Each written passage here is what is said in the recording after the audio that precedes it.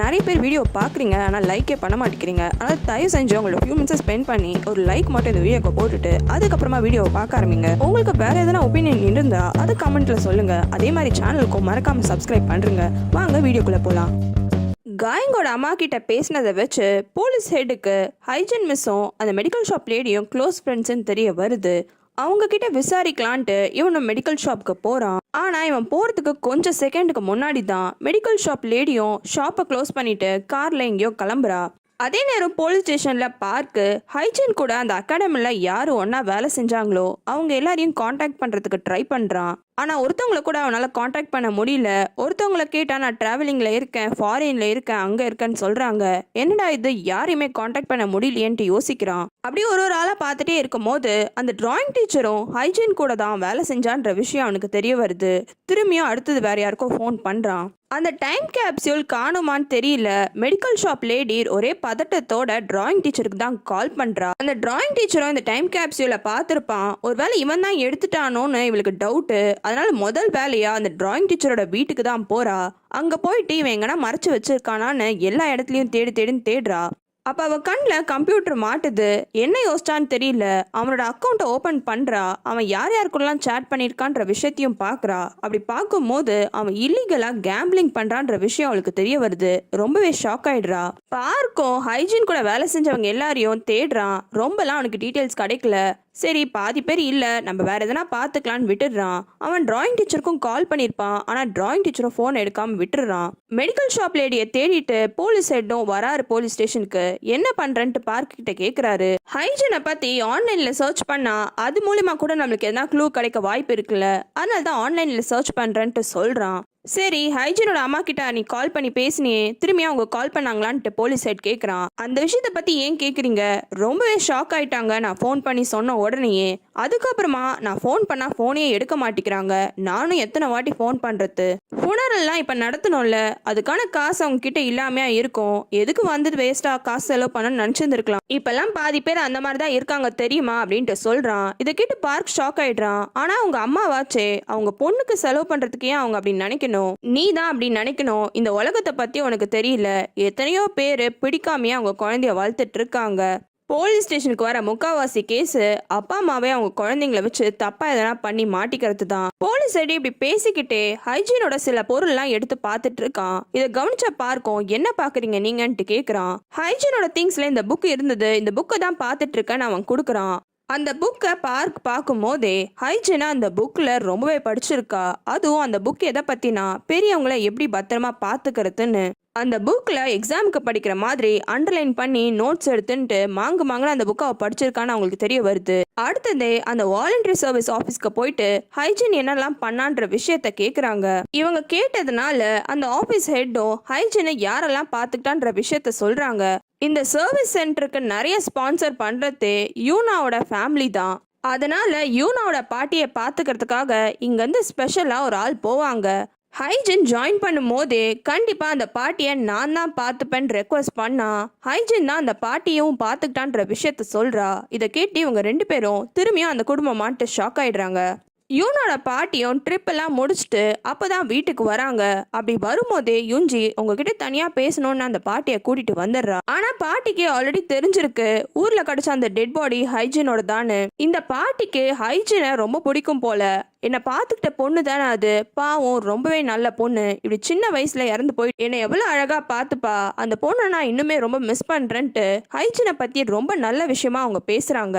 அதோட நிறுத்தாம யுஞ்சியை கோவப்படுத்துற மாதிரி நீ வேணா என்னை எரிச்சல் படுத்துற மாதிரி நிறைய விஷயம் பண்ணியிருக்க. ஆனா அந்த பொண்ணு எனக்கு பிடிக்காத ஒரு விஷயத்த கூட பண்ணதில்ல தெரியுமா, உன்னை விட அந்த பொண்ணை தான் எனக்கு பிடிக்கும்னு வேற சொல்லிடுறாங்க. அந்த பொண்ணை பத்தி ரொம்ப நல்ல விஷயமா நீங்க பேசிட்டு இருக்கீங்க. ஆனா உங்களுக்கு ஒரு விஷயம் தெரியுமா, கீயனுக்கும் அந்த பொண்ணுக்கும் நடுவில் ஏதோ இருக்கும் போல இருக்கு. போலீஸ் அது விஷயமா விசாரிக்க வீட்டுக்கே வந்துட்டாங்க. இவ்வளவு நாளா பாட்டியை பார்த்தாலே பயந்து பேசின யுஞ்சி பாட்டிக்கிட்டே மிரட்டுற மாதிரி பேசுறா. ஒரு வாட்டி வந்த போலீஸ் கண்டிப்பா திரும்பியும் வருவாங்க. அப்படி வந்து அவங்க எது கேட்டாலும் வாயை மட்டும் மூடிட்டு இருங்க. நீங்க எதனா பேசுனீங்கன்னா கண்டிப்பா பிரச்சனை உங்க பேரனுக்கும் உங்க பையனுக்கும் தான். நீங்க வாயை திறந்து எது பேசினாலும் அதனால கண்டிப்பா வீட்டோட மானம் தான் போக போகுதுன்ட்டு மிரட்டுறா. யுஞ்சி இப்படிலாம் பேசணும்னே அந்த பாட்டி ரொம்பவே பயந்துடுறாங்க. பயத்தோடய அப்படியே பார்த்துட்டே இருக்காங்க. போலீஸ் வந்து கேட்டா ஹைஜனை உங்களோட கேர்டேக்கர் அவ்வளவுதான் நீங்க சொல்லணும், அதுக்கு மேல எதுவுமே சொல்லக்கூடாதுன்ட்டு மிரட்டிடுறா. அந்த டிராயிங் டீச்சரோட சேட் அக்கௌண்ட் மூலயமா எங்க இல்லீகலா கேம்பிளிங் நடக்குன்ற விஷயத்த அந்த மெடிக்கல் ஷாப் லேடி கண்டுபிடிச்சிடுறா. அந்த ஏரியாவில் போய் தேடுறா. நடக்கிற இடமும் அவளுக்கு தெரியுது. உள்ளே போய் பார்த்தா அங்கே கேம்பிளிங் நடக்குது.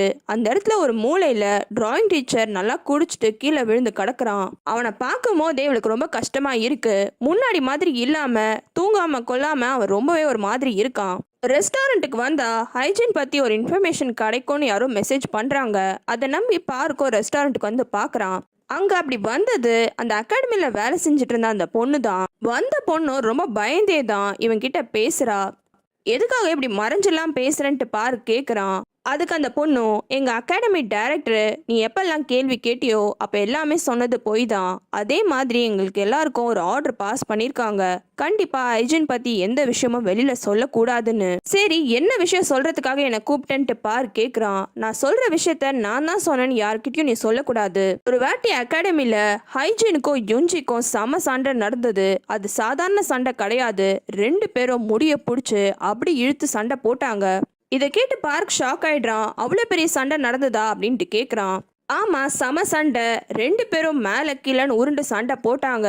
கடைசியில என்ன பண்றதுன்னு தெரியாம யூனா ரொம்பவே அழுதா. அவ அழுததுக்கு அப்புறமா தான் நாங்க எல்லாருமே அங்க போனோம்.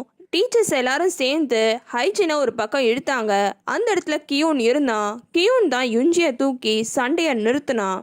எல்லாரும் கஷ்டப்பட்டு இவங்க 2 பேரையும் சண்டை போடுறதுல இருந்து நிறுத்தி பிரிச்சாங்க. ஆனா 2 பேரும் திரும்பியும் 2வது ரவுண்டு சண்டைக்கு போயிட்டாங்க. 2 பேரும் மோசமா சண்டை போட்டாங்க. 2வது வாட்டி டைரக்டா 2 பேரோட கழுத்தை பிடிச்சு கொலை பண்ற அளவுக்கு போயிட்டாங்க. பார்க்க ரொம்ப அப்பாவியா இருக்கான். என்ன காரணம்னு தெரியலையே, எதுக்காக இந்த 2 லேடிஸும் இப்படி சண்டை போட்டாங்கன்ட்டு யோசிக்கிறான். அதுக்கு அந்த பொண்ணு, என்ன உனக்கு இந்த விஷயம் கூட தெரியாதா? 2 பொண்ணுங்க சண்டை போடுறாங்கன்னா கண்டிப்பா அது ஒரு பையனுக்காக தான். பையனுக்காகவா? யார் அந்த பையன்? ஒருவேளை கியூனா இருக்குமோ? ஆனா இப்போ ஒரு லாஜிக் இடிக்குதே. தான் பையனோட கேர்ள் ஃப்ரெண்ட் மேல கோவம்னா இந்த அளவுக்கு சண்டை போடுவாங்களா? யார் அந்த பையன்ட்டு கேக்குறான்.